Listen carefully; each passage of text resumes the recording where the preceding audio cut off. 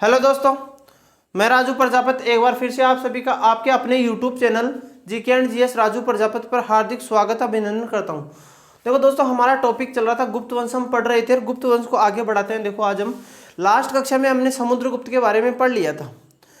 समुद्रगुप्त के बाद में देखो शासक बनता है रामगुप्त। समुद्रगुप्त के दो पुत्र थे।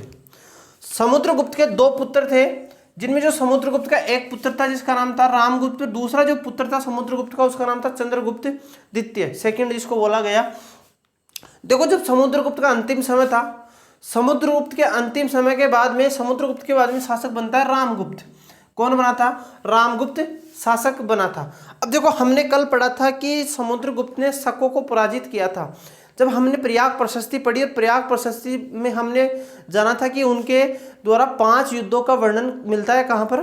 प्रयाग प्रशस्ति में। और उसमें एक मिलता है आपके सामने, सीमावर्ती राज्यों पर विजय प्राप्त की थी किसने? समुद्रगुप्त ने। उसमें उसके बाद में उन्होंने विदेशियों पर भी विजय प्राप्त की थी। विदेशियों में शक व कुषाणों पर विजय प्राप्त की थी। तो शकों का दमन किसने कर दिया था? तो समुद्रगुप्त ने शकों का दमन कर दिया था। लेकिन जैसे ही समुद्रगुप्त के बाद में शासक बनता है रामगुप्त, रामगुप्त का जो शासनकाल आता है वो 375 ईस्वी से 380 ईस्वी तक, यानी कि लगभग 5 वर्ष रामगुप्त शासक रहे थे। अल्प समय के लिए शासक रहे। अल्प समय के लिए शासक क्यों रहे? इसके पीछे कारण थे शक। वो इस प्रकार से थे, जैसे ही रामगुप्त शासक बने, रामगुप्त के शासक बनने के बाद में शक पुनः एक बार शक्तिशाली हो जाते हैं। कौन? शक एक बार पुनः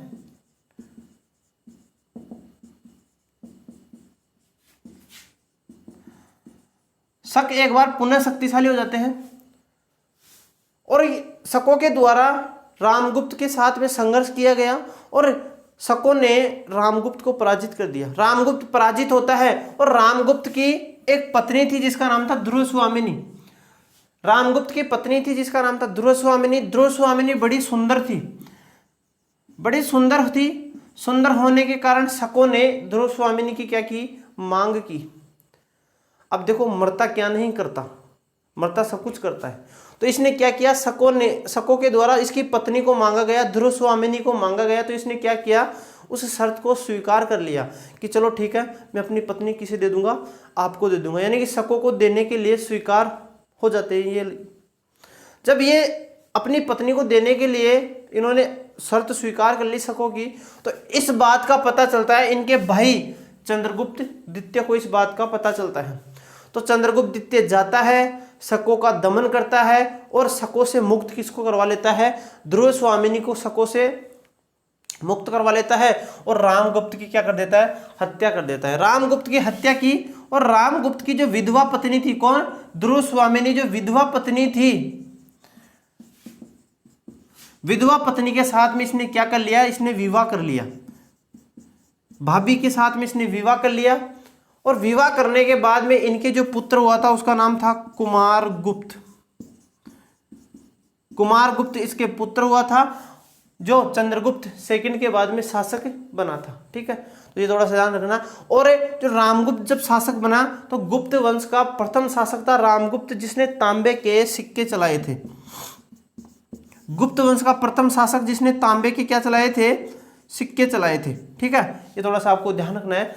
और इसकी हत्या कर दी गई इसके भाई के द्वारा, चंद्रगुप्त द्वितीय के द्वारा इसकी हत्या कर दी गई। और रामगुप्त की जो विधवा पत्नी थी ध्रुवस्वामिनी, उसके साथ में विवाह करता है चंद्रगुप्त द्वितीय।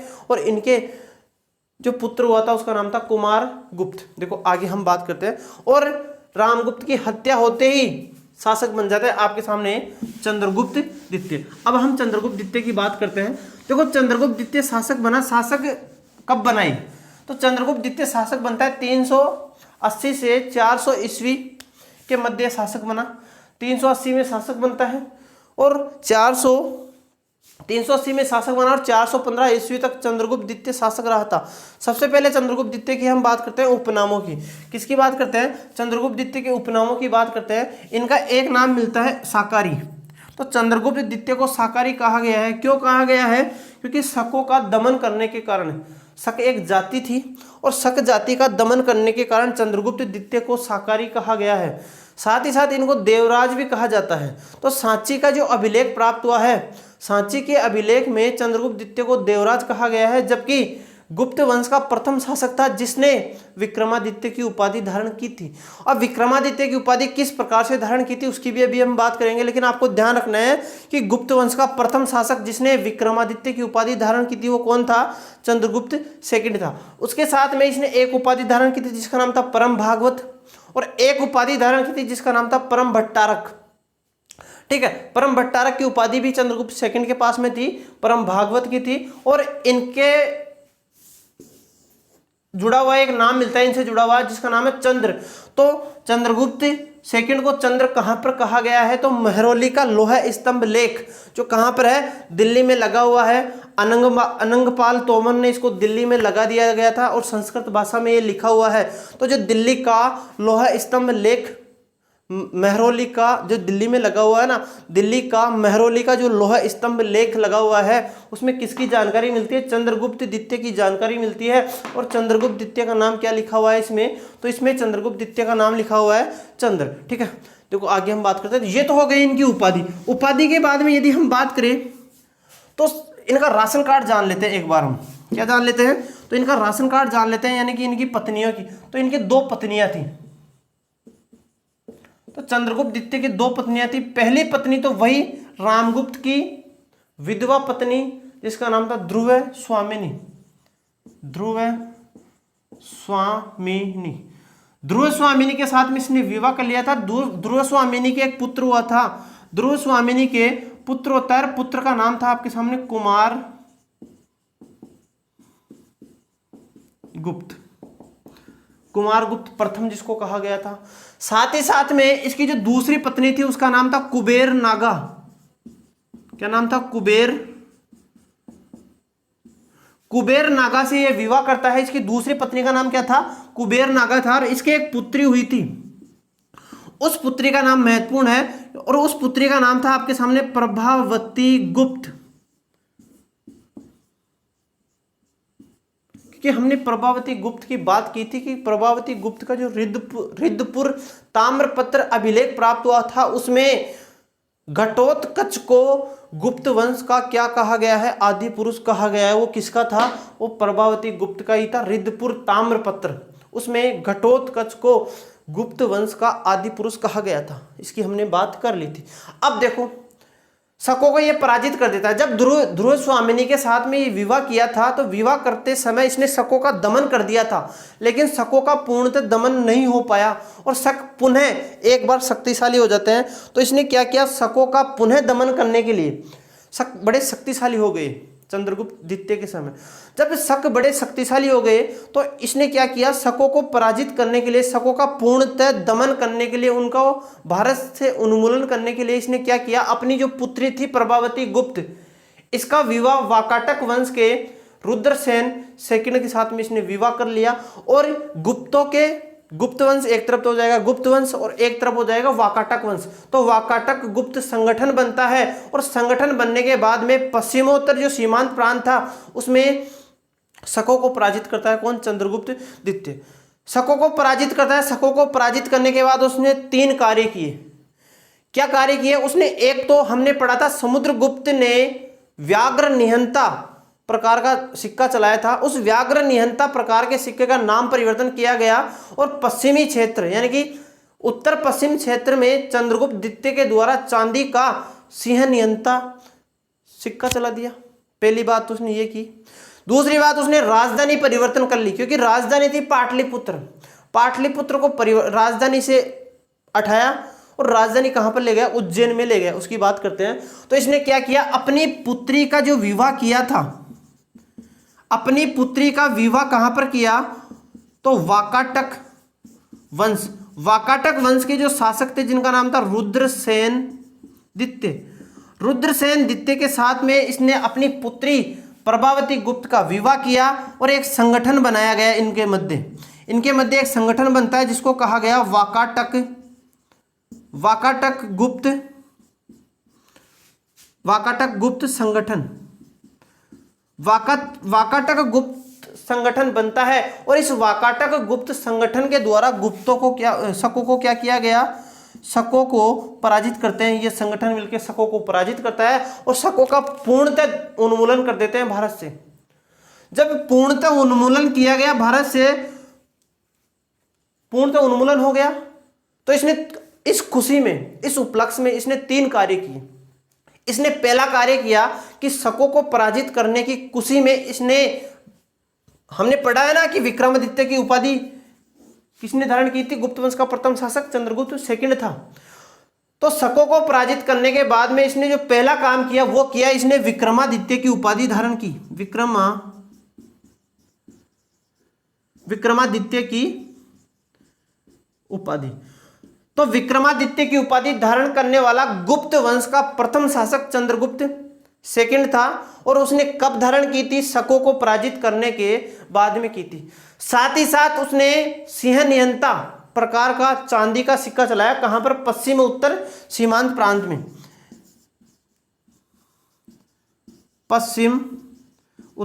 पश्चिम उत्तर सीमा में उसने चांदी का सिक्का चलाया। और चांदी के सिक्के का नाम क्या रखा? सिंह निहंता।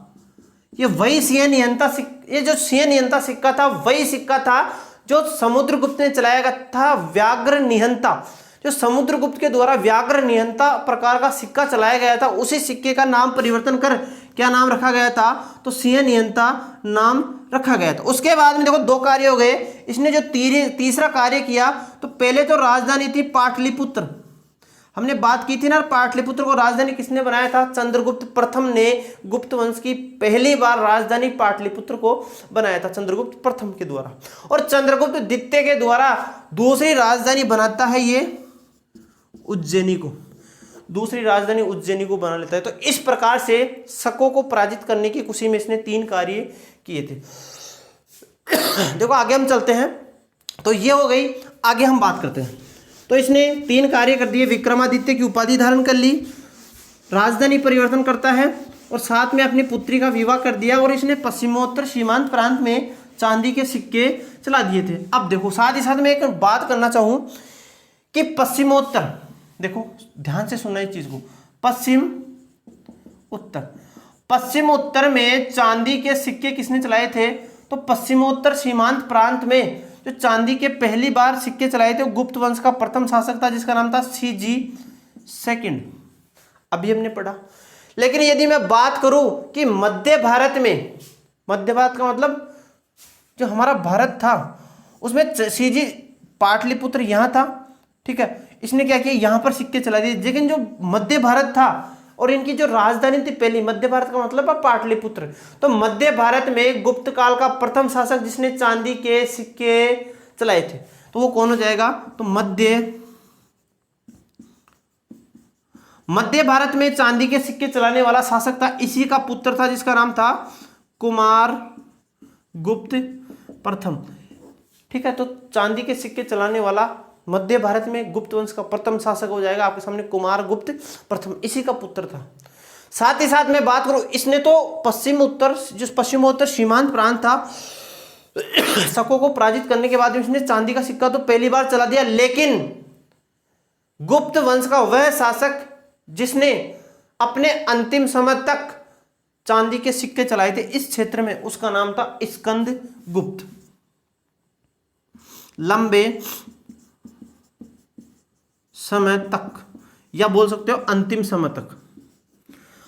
समय तक चांदी के सिक्के किसने जारी रखे थे? पश्चिमोत्तर सीमांत प्रांत में, तो उसका नाम था स्कंद गुप्त। बड़े अच्छे से सुनना इस चीज को, ठीक है।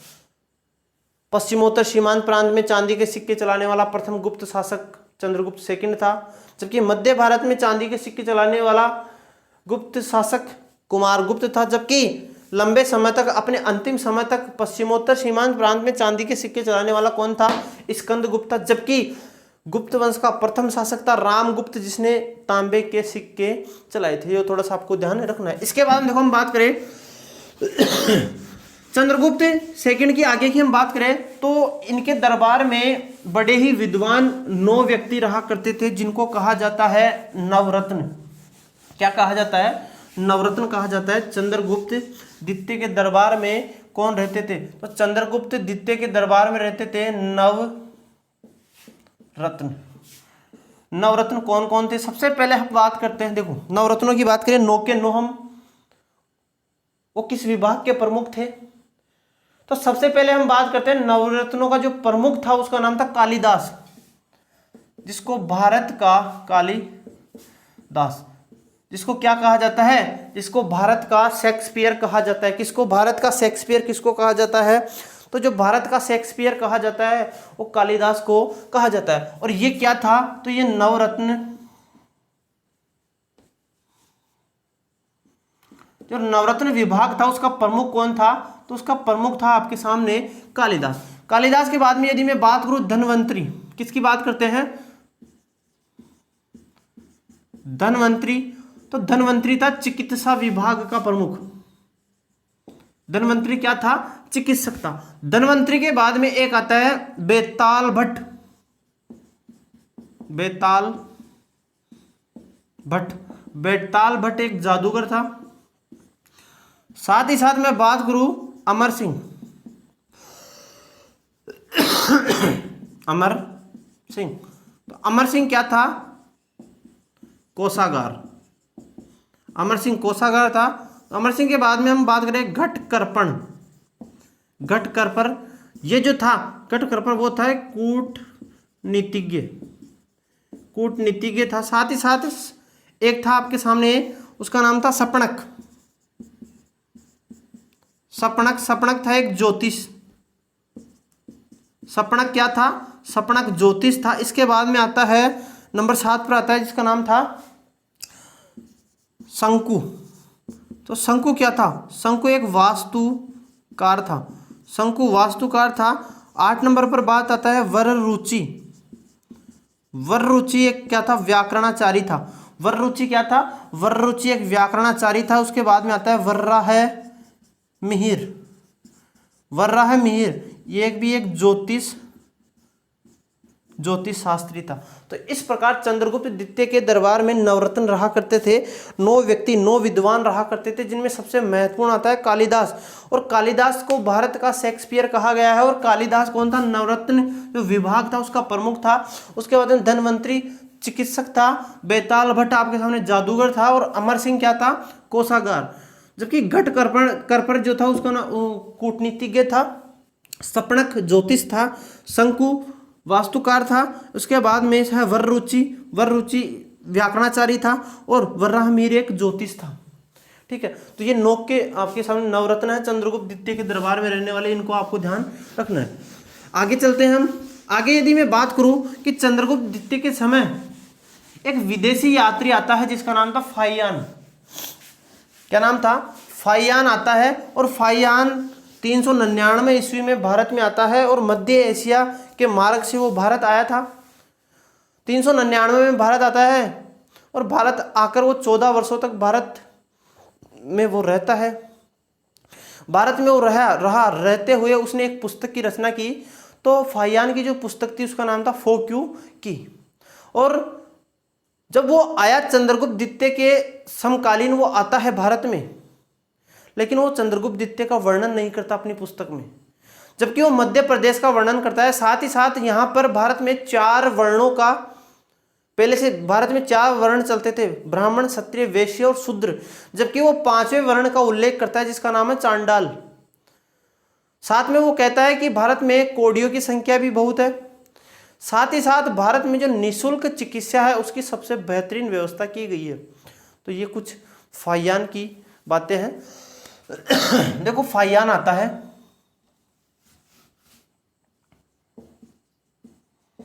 फाहियान कब आया था? तो 399 ईस्वी में। 399 ईस्वी में भारत आता है। कब? सीजी सेकंड के समकालीन। सीजी सेकंड का मतलब है चंद्रगुप्त सेकंड के समकालीन आता है। और इसकी जो पुस्तक थी उसका पुस्तक का नाम था फोक्यूकी था। और ये उत्तर पश्चिम स्थल मार्ग से आया था। स्थल मार्ग, उत्तर पश्चिम स्थल मार्ग से आता है। और 14 वर्षों के लिए भारत में रुकता है। और रुकने के बाद में ये जल मार्ग के माध्यम से पुनः चला जाता है। ठीक है, जल मार्ग के माध्यम से पुनः चला गया। और जो फाहियान था उसने 30 देशों की यात्रा की थी। कितने देशों की? 30 देशों की यात्रा की थी। जबकि फाहियान चंद्रगुप्त द्वितीय का किसी भी प्रकार से वर्णन नहीं करता, इसका नाम वगैरह कुछ भी नहीं लिखता। साथ ही साथ में मध्य प्रदेश, एमपी, मध्य प्रदेश का वे वर्णन करता है। साथ में उसने जो 5वीं जाति बताई है, 5वीं जाति, भारत में जो 5वीं जाति बताई है वो बताई है चांडाल। कौन सी बताई थी? चांडाल बताई थी। और उसने कहा था कि भारत में कोढ़ियों की संख्या बहुत ज़्यादा है। साथ ही साथ भारत में जो निःशुल्क चिकित्सा की व्यवस्था है वो सबसे बेहतरीन व्यवस्था है। तो ये थे आपके सामने फाहियान। फाहियान किसके समय आए थे? तो फाहियान आते हैं आपके सामने चंद्रगुप्त द्वितीय के समकालीन ये भारत में आए थे। और इनकी पुस्तक का नाम ध्यान रखना है आपको, तो फोक्यूकी। जबकि यात्रियों का राजकुमार किसको कहा गया है? तो हेनसांग को कहा गया है। ठीक है, उसकी भी हम बात करेंगे। हर्षवर्धन के समय वो भारत आया था, हेनसांग, जिसकी पुस्तक का क्या नाम था? सीयूकी। फाहियान की पुस्तक का नाम था फोक्यूकी, जबकि हेनसांग की पुस्तक का नाम था सीयूकी। ठीक है, उसकी भी हम बात करेंगे। देखो आगे हम बात करें तो आगे हम बात करते हैं चंद्रगुप्त सेकंड के शिलालेखों की बात करते हैं। तो चंद्रगुप्त द्वितीय के द्वारा कुछ शिलालेख लिखवाए गए, कुछ स्तंभ लेख लिखवाए गए, कुछ गुहा भी लेख लिखवाए गए, और इनकी कुछ जानकारी भी कई स्तंभ लेखों से मिलती है। देखो पहला हम बात करते हैं सांची। पहला कौन सा है? पहला की हम बात करते हैं जिसका नाम है सांची का अभिलेख। सांची का अभिलेख। देखो सांची का अभिलेख गुप्तकालीन है। देखो महत्वपूर्ण बात इसकी है, इसी से एक बहुत अच्छी जानकारी मिलती है कि ग्राम पंचायतों का भारत में जो पहली बार उल्लेख मिलता है वो कहाँ से मिलता है?